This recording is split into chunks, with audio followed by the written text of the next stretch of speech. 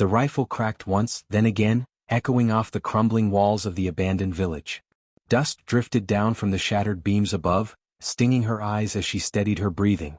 She could hear the ragged shouts of her unit outside the compound. Chaos, confusion, the kind of firefight that could spin out of control in seconds. Sergeant Rachel Torres adjusted her scope, locked her cheek against the stock and fired. The insurgent dropped instantly, a shadow collapsing behind a rusted car. She didn't have time to celebrate. Another target shifted in her periphery. She squeezed again, not flinching, not second-guessing. 2 rounds, 2 bodies down. Her radio hissed with frantic voices. We're pinned, North Alley, 3 tangos with RPGs. Anybody got eyes? Rachel pressed her mic. I got them. There was hesitation on the line, the kind of pause she'd grown used to. A female voice in the army was still something some soldiers doubted under fire. They thought too much. She didn't. Her rifle cracked again, clean and precise. The first man's launcher clattered against the ground. Before his buddy could react, she tracked him and squeezed. Another shot, another hit. The third man dove for cover, panicked, but his head peeked out a second too long. Rachel ended it. The alley fell silent. Over comms, disbelief hung thick. Holy shit, Private Langston muttered. That was all you? Copy, Rachel said calmly, chambering another round. Move up before their reinforcements regroup. She heard boots pounding outside as her unit surged forward. She stayed in the shadows, rifle steady, eyes searching. Her spot was dangerous. Too much rubble, too many open angles, but she wasn't leaving until she was sure her people had the alley secure. Rachel wasn't supposed to be the one proving herself like this, not today. This was meant to be a simple sweep, a recon patrol through a half-abandoned stretch of city where the enemy presence was supposed to be minimal. But intel had been wrong or maybe deliberately fed false. Either way, they had walked straight into an ambush. The unit's formation shattered in seconds when the first RPG exploded against a wall, showering shrapnel through the air. What should have been a routine sweep was now a life-or-death scramble. Clear. Clear, came the call outside. Rachel allowed herself one breath before sliding back from the broken window, her boots crunching against glass. She slung her rifle and jogged down to regroup. Outside, the heat slammed into her like a hammer. Sweat streaked her dirt-smeared face, and the acrid scent of gunpowder clung to the air. Her squad looked rattled, some with bloody sleeves, others shaking as adrenaline dumped out of their systems. Corporal Jensen spat into the dust. Who the hell said this sector was cold? We just walked into a damn hornet's nest. Complain later, Rachel said, adjusting her helmet strap. We've got wounded? Private Collins raised a trembling hand, his leg wrapped hastily in a bandage. Just grazed. I can still walk. Lieutenant Harris, their unit commander, stormed in from behind the cover of a collapsed wall. His eyes swept the squad, landing on Rachel last. He looked equal parts furious and relieved. Torres, those shots, that was you? Yes, sir, she said, her tone neutral. Harris nodded sharply. Good work. You saved us from getting torn to shreds. But don't relax. That was just the first wave. The word sent a shiver through the squad. First wave. That meant more were coming and they were already low on ammo. Rachel's rifle had maybe 20 rounds left in the mag, with 3 spare clips tucked into her vest. It wasn't enough. Orders, sir? She asked. Harris scanned the streets, chewing on his lip. He was young for an officer, still carrying that academy polish, and moments like this stripped it away. We hold this block, he decided finally. We can't retreat, not with command still waiting on the SAT feed. We dig in, keep them from overrunning us until reinforcements arrive. Rachel suppressed the urge to roll her eyes. Reinforcements could mean 10 minutes or 2 hours. Out here it usually meant the latter. But she didn't challenge him. Not yet. Instead, she began organizing. Langston, Collins, set a crossfire at the south alley. Jensen, get the comms antenna higher, our signal's garbage here. Ruiz, on me, we'll sweep the east approach. They moved without arguing, though Langston gave her the usual side-eye. Rachel wasn't the ranking NCO, but when bullets flew they listened. The east approach was worse than she expected. Burned-out cars lined the narrow street, perfect cover for advancing insurgents. Broken windows stared down at them like hollow eyes.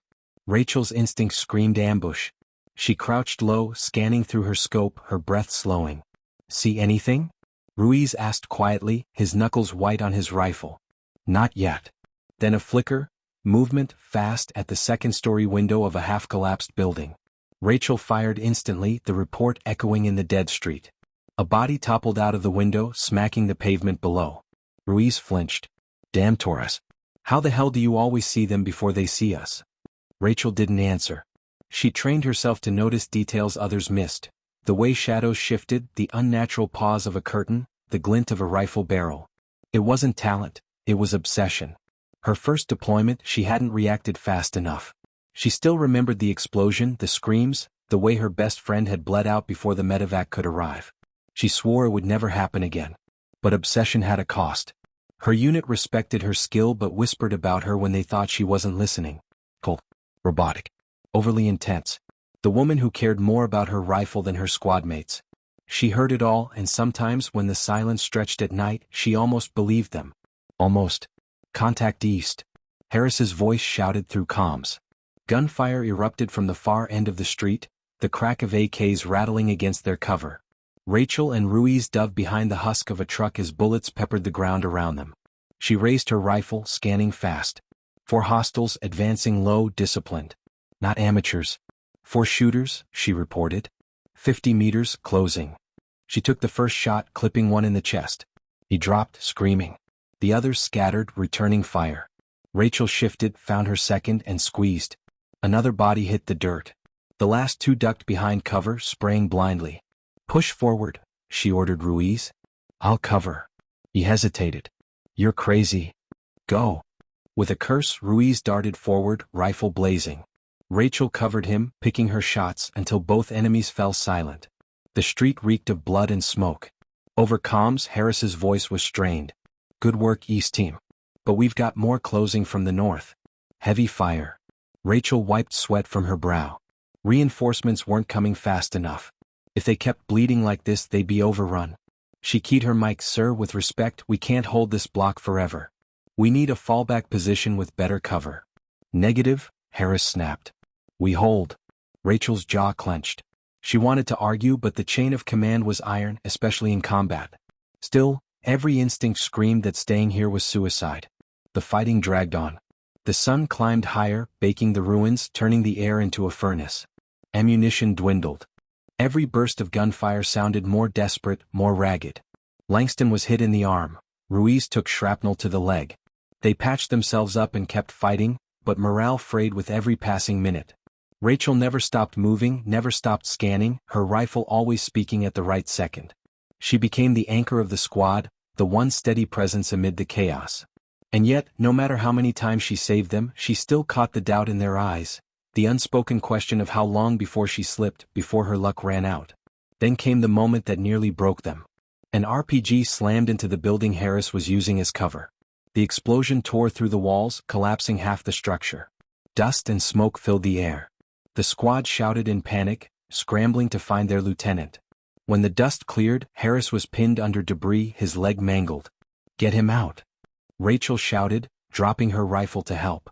Jensen and Collins heaved at the rubble while Rachel dragged Harris free. His face was pale, blood streaming down his thigh. He wasn't going to be walking anywhere. Torres, he rasped, gripping her vest. You're in charge now. The words froze her. She wasn't supposed to lead, not officially. But with Harris down, someone had to. She nodded once. Copy. Everyone fall back to the secondary position. 2 blocks south, the old marketplace. Better sightlines, more cover. Move. There was no hesitation this time. Maybe because they had no other choice, maybe because, finally, they trusted her. The retreat was brutal. Gunfire hounded them every step, and the wounded slowed their pace. Rachel stayed at the rear, firing constantly, cutting down pursuers with icy precision. By the time they stumbled into the marketplace, half the squad was bleeding, exhausted, and barely holding it together. They collapsed behind overturned stalls and broken walls. The place stank of rotting fruit and dust, but it was defensible. Rachel set her rifle on the ledge of a cracked fountain and scanned the street. Enemy fighters were regrouping, preparing for another push. She pressed her mic. Command, this is Sergeant Torres, Alpha Squad. We are heavily engaged, taking casualties. Requesting immediate reinforcement or air support at Grid 479. Static. Then a clipped reply. Negative, Alpha. All air assets tied up. Reinforcements ETA 2 hours. Hold position. 2 hours. Rachel's stomach sank. They'd be lucky to last 30 minutes. But she didn't let it show. She turned to her squad, meeting each pair of tired, terrified eyes. We hold here. We make every round count. And we don't let them break us. Understood. A ragged chorus of Roger answered her. As the first shadows of enemy fighters appeared at the edge of the street, Rachel settled behind her rifle. Her hands were steady. Her breath was slow. Doubt could come later. For now, there was only the rifle, the target, and the promise she'd made to herself long ago, never again. The rifle cracked and the war roared back to life. The first wave hit them like a hammer.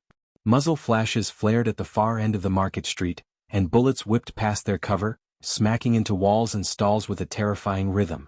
Rachel pressed her shoulder into the cracked stone fountain, her rifle steady on its edge. Her finger squeezed once and a fighter dropped mid-sprint. She shifted, fired again, clipped another in the thigh. The man tumbled, screaming, before one of her squad mates finished him off. Reloading. Ruiz shouted from behind a pile of sandbags, his voice ragged. Cover him. Rachel barked.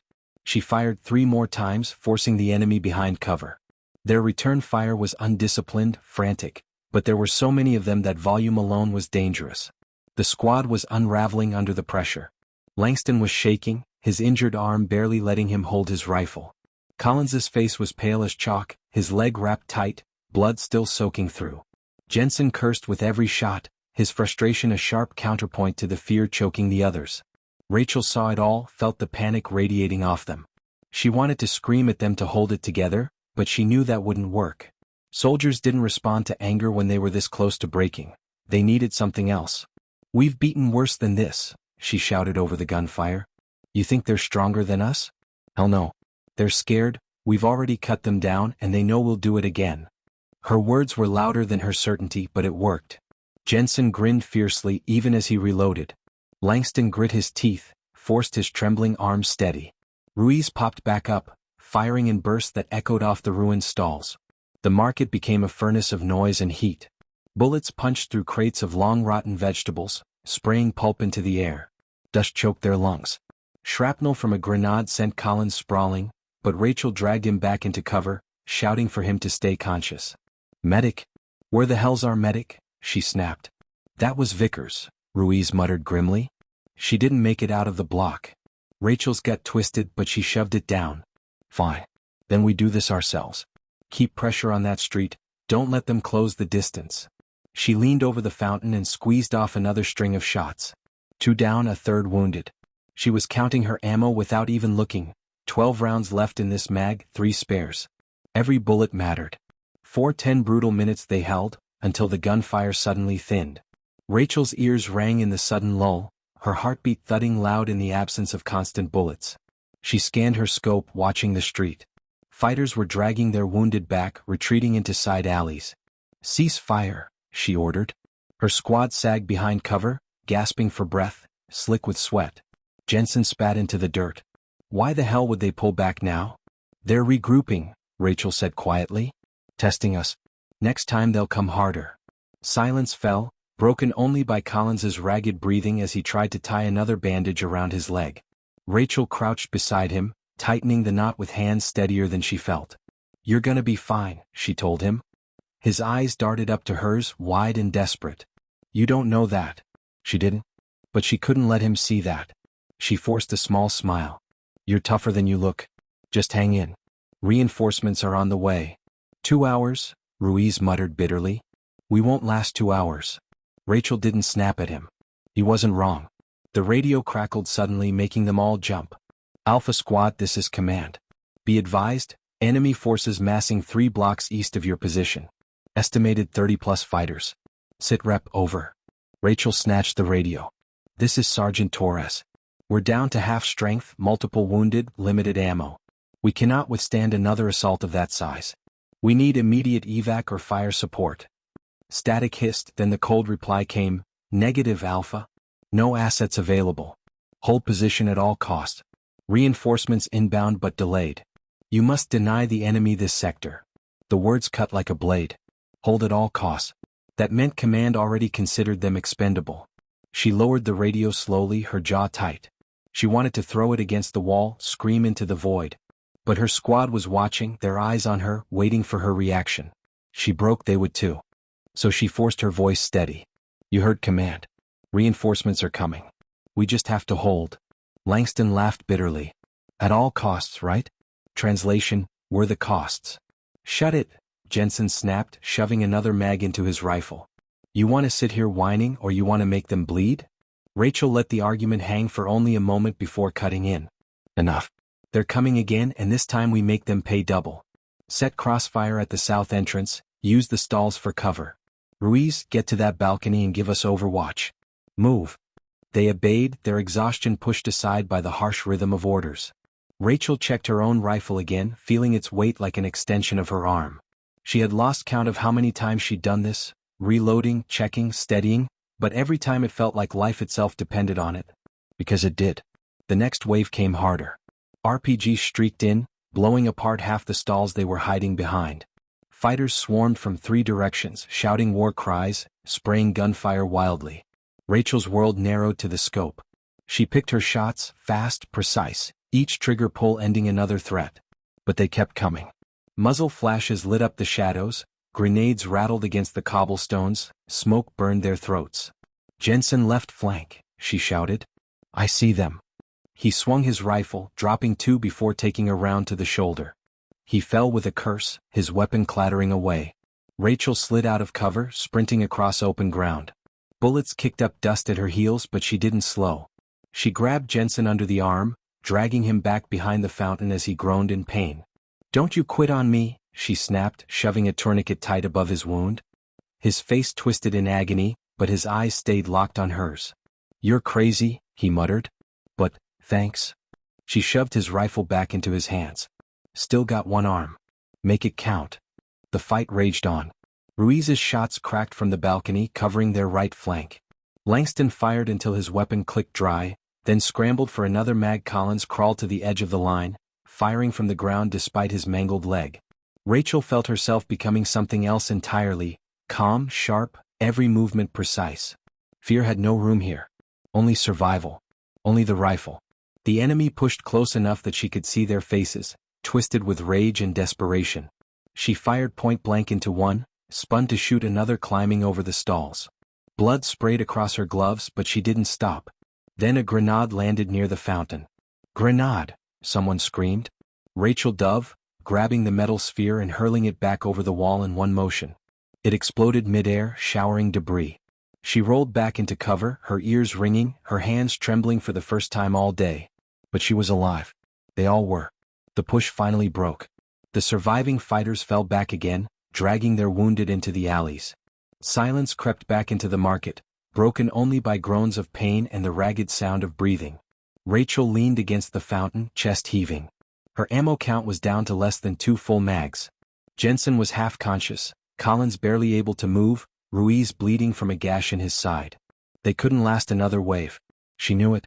And worse, so did they. Langston slumped against the wall, his voice shaking. They're not stopping. We're just sitting here waiting to die. No, Rachel said firmly. We're not dying here. Then what? Ruiz demanded. Command told us to hold. Reinforcements are too far. You got some magic plan, Sergeant?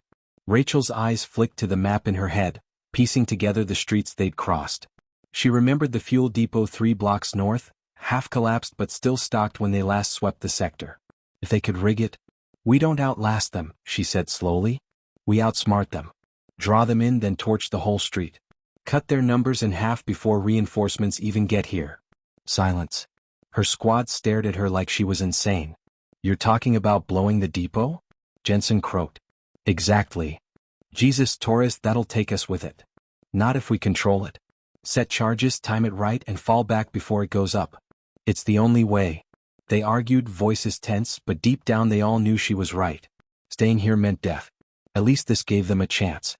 Rachel rose to her feet, slinging her rifle. We move now. Grab whatever ammo you've got left. We're not waiting for them to surround us. One by one they pushed themselves up, battered but alive, clinging to her certainty because it was all they had left. As they limped out of the market and into the ruined streets, Rachel felt the weight settle fully on her shoulders. She hadn't asked for command, hadn't wanted it. But with every decision, every life in her hands, she realized there was no turning back. The depot loomed ahead, a skeleton of twisted metal and rusted tanks. The air smelled faintly of fuel even from here. Rachel's gut tightened. If this went wrong, there wouldn't even be pieces left to bury. She glanced back at her squad. Their faces were pale, eyes hard, weapons clutched tight. They were ready to follow her into hell. She tightened her grip on her rifle. All right. Let's make this count. The shadows deepened around them as the enemy massed for the next assault. And Rachel knew, one way or another, the coming fight would define everything. They moved like shadows, slipping through alleys still warm with battle. Rachel kept low, every sense humming. The depot rose ahead like a rusted cathedral. Tanks half collapsed on their sides, exposed piping, piles of pallets and tarps. It smelled of oil and old heat, a sweet, choking tang that made her throat tight. Around them, the city groaned, distant pops of small arms fire, the thud of something heavy being dragged, the faint, terrible noise of engines starting and stopping. Her plan was ugly and dangerous, the sort of decision that could get people killed in 3 different ways. But there was something clean about its calculus. 2 choices left them to be ground down slowly. This might end it quick if it worked. She didn't call it a plan out loud. Plan sounded tidy. What she had was an order broken into immediate actions, and she didn't want to give herself a chance to over-explain and lose momentum. Once we're in, we move fast, she murmured. Langston and Collins, you're on perimeter watch. Jensen, you and I get the fuel rows keyed. Ruiz, you keep overwatch and smoke when we pull out. Keep eyes on our 6. We set the charges, pull back to the canal 10 minutes out, then we light it. Nobody does anything without my word. Understand? They answered in clipped tones, the language of people who'd accepted danger because there was no polite alternative. Langston shifted his rifle and gave her a tight nod. Collins breathed in through clenched teeth, the pain in his leg a reminder of why haste mattered. Jensen's jaw worked, he was nervous but steady. Ruiz's grin was crooked, too tired to be convincing, but it was a grin. They skirted the depot under cover of a ruined wall and a tangle of vines. Rachel set her cheek to the scope only once, scanning, counting. There were fewer fighters around the depot than she expected. Either the enemy was confident in their numbers or they'd misread their strength. That could be good or dangerous. She chose to assume the best and prepare for the worst. Inside the compound, it was a maze of shadow and metal. Crates toppled in aisles, casting staccato silhouettes across their boots. The men and women on watch were not prepared for 2 ragged soldiers to materialize between the stacks. A pair of fighters hunched behind a half-buried shipping container startled and flinched. Rachel didn't hesitate, she moved and they went down with 2 quick, disciplined rounds. The sound was sharp, intimate in the closed space. 1 down, 1 to go. Quiet, she breathed, and the others melted forward. They worked fast. Rachel refused to detail the mechanics of what they were doing to her squad. She couldn't risk them deciding it was too much. She gave orders that were specific and short. Sweep left, mark the barrels, pull the tape off the pallet, move about 12 meters. Langston, keep the entrance clear. Collins, don't be a hero, cover that gap. Words saved lives when they were the right words. Jensen was a blur of motion, running along rows of tanks and pallets, checking seals, prying covers. The fuel rows were older than anything in the field manual and looked it, dense and rust, but the seams ran the way they should. Rachel found she placed no technical faith in the depot's vulnerability. She relied on timing, smoke, and the shock of a controlled, concentrated inferno to break the attacker's momentum. She also relied on luck. Lots of it. Soldiers always did. They had just finished rigging when a sound turned the air viscous. The distinct, distant rumble of heavy vehicles. Engines. Not the light, stuttering motorcycles or pickups that had peppered the streets all day. This was metal teeth grinding, something armored. Rachel's chest tightened. If those vehicles closed on them while the charges were still set, they'd be vulnerable, pinned between fire and their own work. Enemy vehicles, Ruiz said, voice low. He walked the balcony with his binoculars, the film in his eyes reflecting sparks. At least 2 APCs, maybe more. They're sweeping the north quadrant. Time check, Rachel said. Her watch read 21 minutes since they'd left the market. She'd given herself 30 minutes to set, fall back and detonate, an already optimistic window. The sound of armor accelerated the necessity inside her. No hesitance. No second guessing. Abort? Jensen asked the question raw. Rachel almost laughed, short and hard. We've all got on maps of worse choices. No. We finish. We get out. We don't give them the chance to pin us in the open. She felt the weight of command again, a physical thing in her shoulders. Someone would die on her watch, maybe more than one. That was the math of the day. She swallowed it down like salt. Move. They pulled the last of the tape and secured the final markers. Rachel felt every heartbeat like a person stepping on nails. She double-checked the egress path, the canal 2 blocks east, a shallow waterway with broken masonry that would offer concealment as they crossed. From there, they'd loop to a collapsed market pavilion where Ruiz said they could hold and delay.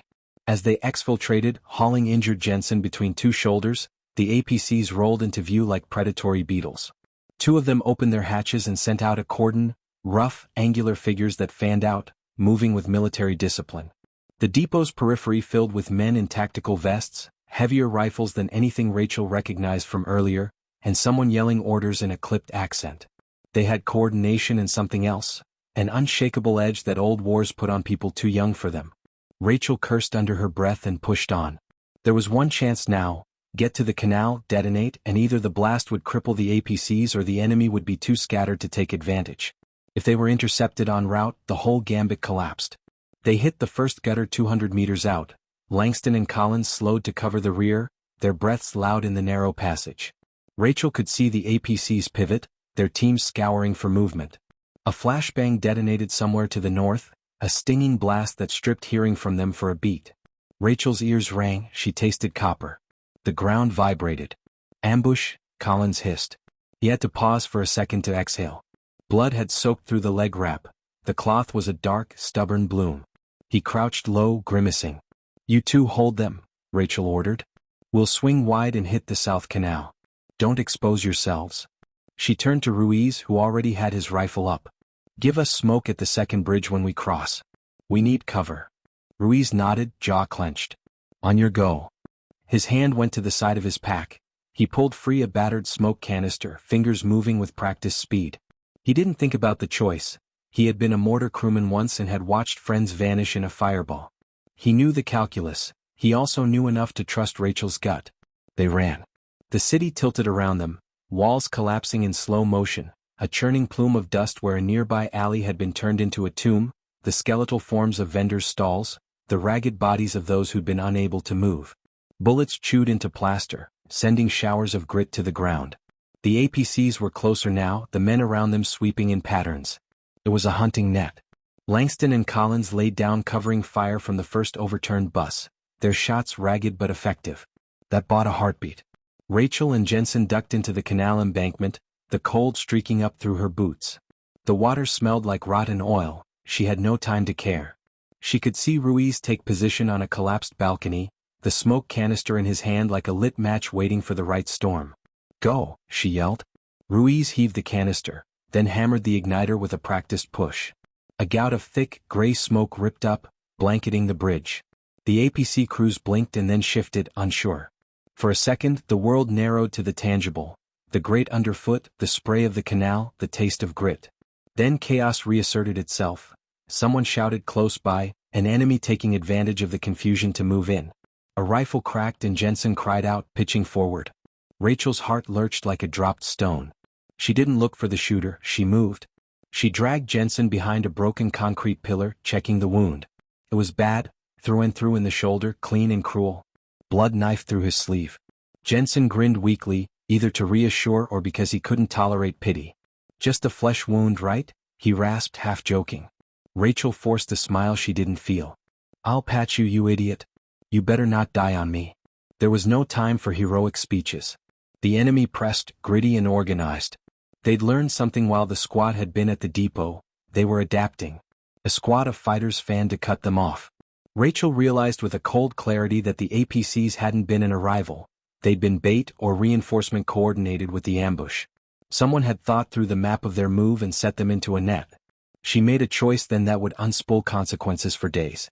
She could pull everyone back, abandon the charges and live to fight another day. Maybe even hold out until daylight. Or she could stick to the plan, accept that this would be the most dangerous moment yet and hope it worked. "Keep moving," she said. Her voice was sharp as flint. "We don't pull the charges. We make them commit. We get to the detonation point. If it doesn't cut them, we run through." Collins looked ready to protest and then saw the resolution in her eyes. He nodded once, fierce and terrible. He gripped his rifle with both hands. They pushed through the smoke, the world a half-sight mosaic. Bullets pinged off the canal walls. A fighter burst from a collapsed gazebo and ran straight at them. Someone young, screaming, face a cut of raw fear. Rachel's finger tightened and the man crumpled before he could throw a hand grenade. For a moment she felt nothing in the action but a clinical cleaving of the world into target and non-target. Then the faces of her squad, Langston, Collins, Jensen, Ruiz, fell into her mind like roped men, and she realized she was shaking. They reached the staging point, hearts ravenous in their chests. The explosives they'd set were hidden under pallets and tarps, marked by the small, improvised tags that only they knew. Rachel patted a crate as if checking the pulse of a dream. The APCs were visible through the smoke now, their silhouettes oddly domestic against the ruined skyline. This was the crossing. She could almost feel the heat, the arranged chemistry of fuel and fire. She gave the signal. Fall back to the canal. Now. Her voice carried like an iron band. They retraced steps in small, jerking motions, sliding along walls, every shadow a potential shooter. An enemy burst from behind a stone buttress and slammed into them. Langston took a round in the calf and howled. The world condensed into pain and the need to move. They hit the canal. The water slapped at their boots as they scrambled down the embankment and pulled themselves into the shallow current. Jensen was pale, the blood dark on his shoulder. Collins kept one hand on his leg and one on his rifle, stubborn and brave. Ruiz, Rachel said. Light the last smoke. We'll trigger on my mark. She had no right to drag them into this, but the equation had narrowed to a single brutal option. Make a show, break the enemy's will, and hope their luck held. Ruiz's hand shook as it lit the canister. He let it go, and a wall of smoke rose, a conscious curtain of silence. Screams and shouts turned mute inside it. The APCs began to pivot, men disembarking to check the periphery. The enemy's formation tightened, like a net closing. Rachel pressed the remote she'd rigged to nothing more than a battered radio switch. The device was a placeholder, a command that would detonate the charges. She thought of Vickers' face in the market, of Harris trapped under rubble, of the men whispering doubts in the quiet. She thought of the lieutenant's grip on her vest earlier and the weight of that surrender. She thought of the promise she'd made to herself, never again, and how that promise had become a decision that could kill her friends. Her thumb hovered. The world felt impossibly quiet. Even the canal seemed to hold its breath. Behind the smoke, she could hear the enemy's boots. A child's cry echoed from somewhere and folded into the distant metallic thud of an engine. She closed her eyes for one instant, then opened them and pressed. The explosion rolled across the city like a perfect, hateful wave. It began in a raw, clean flame that licked upward, swallowing pallets and barrels until the depot became a roaring maw. The ground vaulted beneath them, heat slapped at their faces. A pressure wave slammed across the canal and lifted them like toys, sending water cascading over slick stone. Smoke and flame leapt skyward, painting the ruined buildings in a bleeding gold. The sound tore at her eardrums, an awful, triumphant, monstrous thing. When the smoke thinned and the initial roar receded, the APCs were still there, but mangled, their hulls bubbled by heat, their turrets frozen in cruel angles. Some crews had been scattered, others lay in twisted heaps. The enemy fighters who'd been nearby had been cut down or knocked back, pinned by burning fuel. The net had been shredded into charred fragments. The cost was immediate and intimate. Langston's leg was shattered from a secondary blast and he screamed, the sound raw with pain.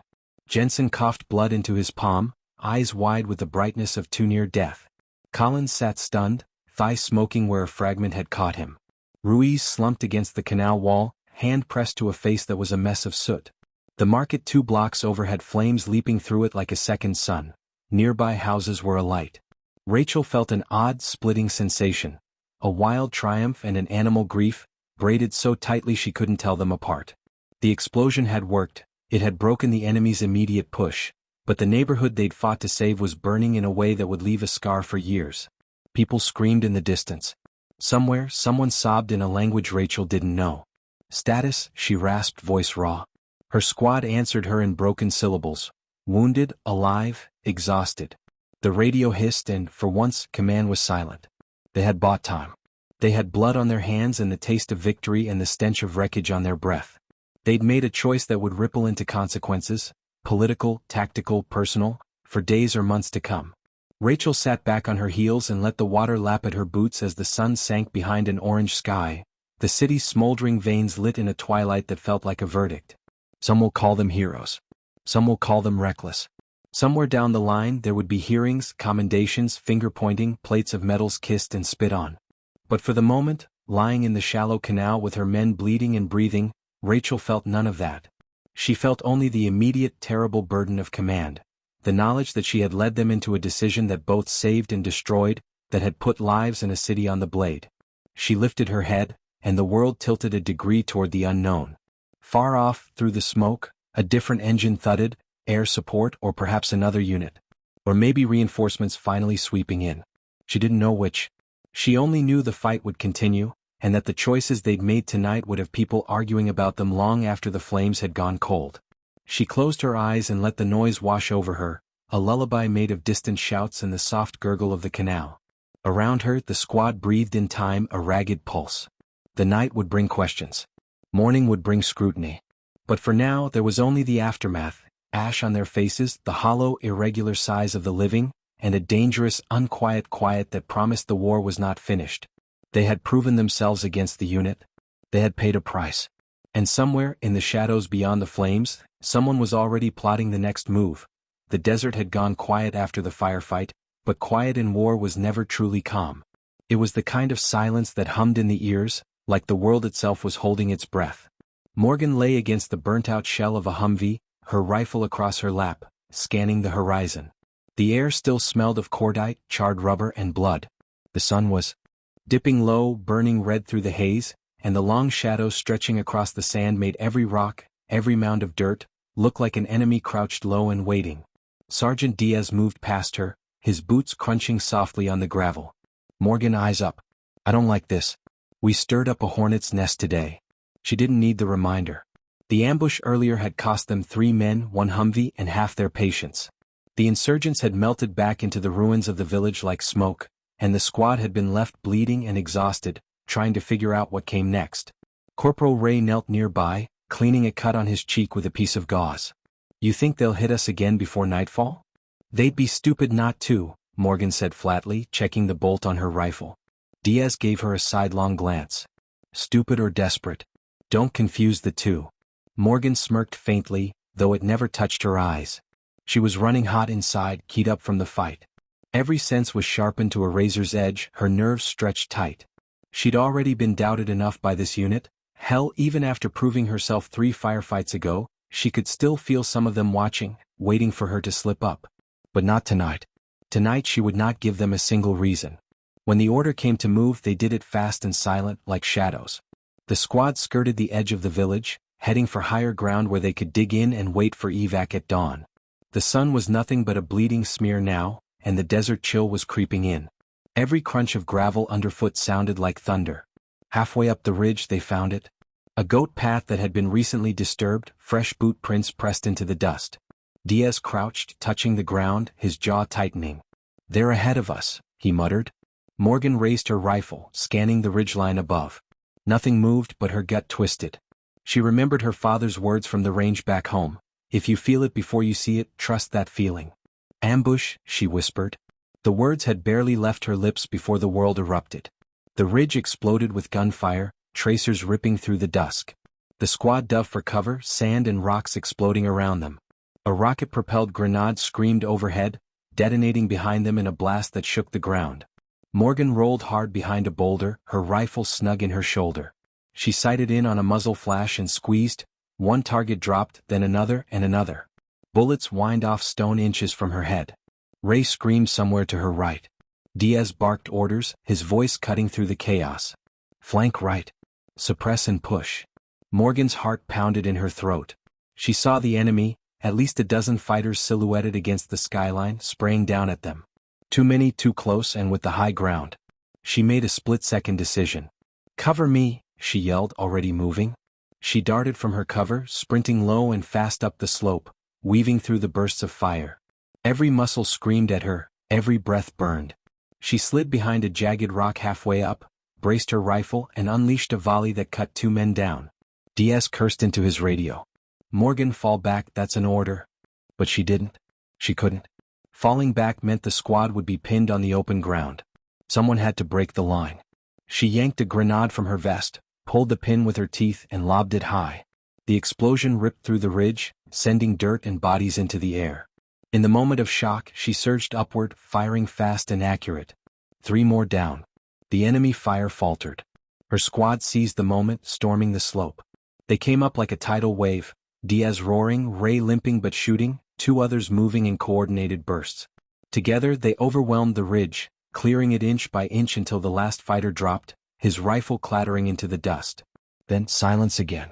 Morgan stood at the top, chest heaving, her hands shaking from the adrenaline. She looked back down the slope, her squad scattered, battered but alive. Diaz came up to her, his face red with fury and something else he wouldn't say aloud. "You disobeyed a direct order," he said, voice low but sharp. Morgan met his eyes. "If I'd listened, we'd all be corpses at the bottom of the hill." For a long moment they just stared at each other, the tension thick enough to choke on. Then Diaz gave a short, reluctant nod. "You got guts, I'll give you that."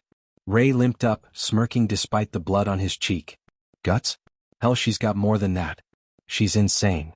The squad laughed, tired, strained laughter, but laughter all the same. And for once there was no doubt in their voices. They fortified the ridge for the night, setting up a defensive line with sandbags and scavenged debris. Morgan sat watch, her rifle across her knees, eyes scanning the black desert. The stars were sharp above, cold and endless. Diaz came to sit beside her after a while. He didn't speak at first, just lit a cigarette and stared into the darkness. Finally he exhaled a long stream of smoke. "You remind me of someone," he said quietly. "A sniper I served with in Kandahar. She never listened either. Always did what she thought needed doing. Saved our asses more times than I can count. But one day she pushed too far. Walked into a trap she thought she could beat. We carried her body back in pieces." Morgan swallowed, her throat tight. "I'm not her." "No," Diaz said, flicking the cigarette into the dirt. "But the line between fearless and reckless is thin. Don't cross it." She nodded, but inside she wasn't sure she could make that promise. The desert stayed quiet that night. Too quiet. Morgan felt it again, that same gut-deep sense of something waiting. When dawn broke, the evac bird was late. Hours late. And by the time they heard the distant thrum of rotors, Morgan knew something was wrong. The helicopter appeared low on the horizon, tilting oddly. Smoke trailed from one of its engines. It wobbled in the air like a wounded bird, struggling just to stay aloft. "Contact!" someone shouted. Gunfire opened up from the ruins below, insurgents again with heavy weapons. The squad returned fire, but the helicopter shuddered, dipped, and then crashed in a plume of fire and black smoke a half-mile away. The squad froze. The mission had just changed. Diaz turned to them, his face like carved stone. "We move now. Survivors will be there if any. Grab ammo, grab water, we're going in hot." Morgan chambered around, her jaw set. This wasn't over. Not by a long shot. And in the back of her mind she felt it again, that gnawing whisper that the worst was still ahead. The desert night was thick with smoke, burning rubber, and the coppery tang of blood. Sergeant Elena Ramirez crouched behind the skeletal remains of a concrete wall, her rifle pressed to her shoulder, eyes fixed on the narrow alley where she knew enemy fighters would try to push through. The heat from the earlier blast still radiated off the pavement.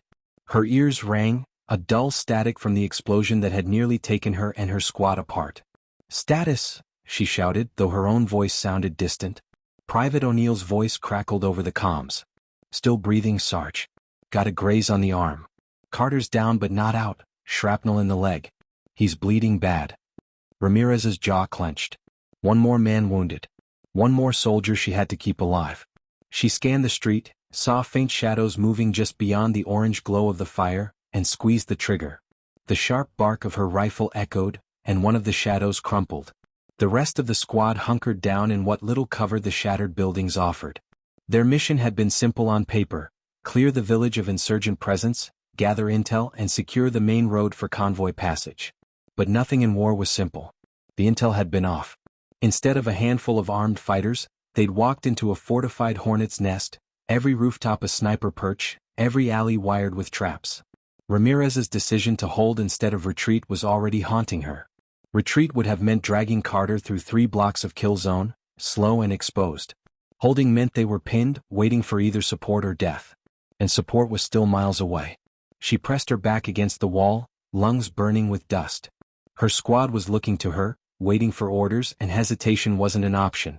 She peeked over the rubble and called out, "O'Neill, get pressure on Carter's leg. Corporal Jenkins, cover that left flank. Don't let them circle us." Jenkins, a wiry man with nerves of steel, just nodded and adjusted his position. He cracked a grin despite the chaos. "You know, Sarge, when I enlisted they promised me adventure and travel. Didn't say anything about burning alive in a sand trap. Shut up and shoot straight, Ramirez muttered, but the corner of her mouth twitched. Humor, even gallows humor, kept them alive. Then came the whistling sound, an unmistakable gut-chilling noise. RPG. Down. Ramirez roared, throwing herself flat as the rocket-propelled grenade slammed into the wall across the street. The explosion sent debris raining down, one jagged piece slicing across her cheek. She tasted blood but pushed herself up, firing bursts into the smoke. 2 more shadows fell. Her squad was alive, shaken but alive. The adrenaline coursing through her veins made every second feel like a lifetime. She checked Carter, his face pale, his uniform soaked with blood, but he still clutched her arm when she leaned close. "Don't let me die here, Sarge," he rasped. Her chest tightened. She couldn't promise that. Not here, not tonight. But she squeezed his hand. "Not on my watch." The enemy fire slackened, replaced by shouting in the distance. Ramirez listened carefully, filtering through the noise. They were regrouping, preparing for another push. She had minutes, maybe less, to make a choice that would decide the fate of every soldier under her command. Option 1. Stay put, dig in, and pray that air support made it in time. But the enemy was bringing heavier firepower, they wouldn't last long. Option 2. Attempt to break out through the narrow back alleys, dragging Carter along. Risky, but it might give them a chance to flank or escape entirely. The weight of command pressed down on her. Every soldier here was someone's son, brother, or friend. Every life balanced on the edge of her decision. She closed her eyes for half a second, then opened them. "We're moving. Grab Carter. Jenkins, lead us through the back alleys. O'Neill, you're on rear guard. Move fast, move quiet." They moved like shadows, sticking to walls, stepping over rubble, hearts pounding in sync. Every corner was a gamble. Ramirez felt sweat dripping into her eyes, her rifle heavy in her arms. Carter groaned softly as they half-carried, half-dragged him. She wanted to tell him to hold on, but words felt hollow. Halfway through an alley, a figure appeared, AK raised, muzzle flashing. Ramirez didn't think. She pivoted, firing a controlled burst. The man collapsed, rifle clattering. Jenkins glanced back at her. "Remind me never to doubt your reflexes."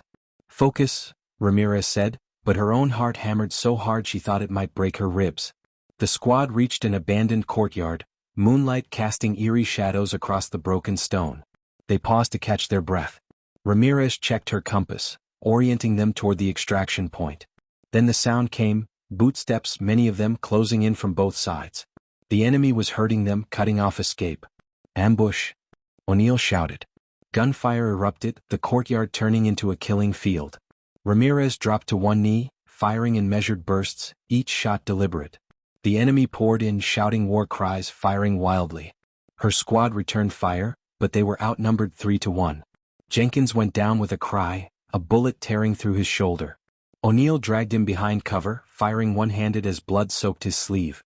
Ramirez felt the rage ignite in her chest, hot and blinding. She broke cover, charging toward the thickest cluster of fighters, her rifle spitting fire. Each step was a gamble, each breath a gift. She cut down 3, then dove behind a half-collapsed wall, barely avoiding the return fire. Her squad was bleeding, dying, but still fighting. Still believing in her. She couldn't let them break. Over the comms, she heard the distant roar of engines, helicopters. Support was close. If they could hold just a little longer, they'd make it. Ramirez shouted over the chaos. "Hold the line. Do not break. Air support is on the way." Her soldiers rallied, firing with renewed ferocity. Jenkins, despite his wound, gritted his teeth and lobbed a grenade into the advancing group. The explosion rocked the courtyard, scattering bodies. O'Neill hooped, half-crazed with adrenaline. "That's what I'm talking about." But the enemy didn't stop. More poured in, relentless, determined to overwhelm by sheer numbers. Ramirez's rifle clicked empty. She ejected the mag, slamming a new one in with practiced speed. Her hands were steady, her breathing controlled, but inside, fear gnawed at her. She thought of home for a fleeting moment.